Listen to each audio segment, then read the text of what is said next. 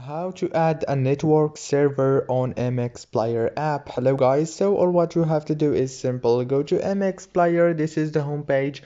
All what you have to do now is go to the top corner, click on those three lines right here.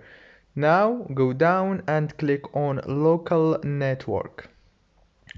After you click on local network, it will take you directly to this page. Now all what you have to do is click add a server by tapping the plus button right here.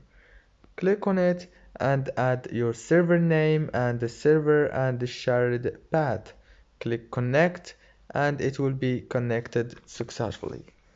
If this video was helpful for you, please don't forget to like and subscribe, and thank you so much for watching this video until the end.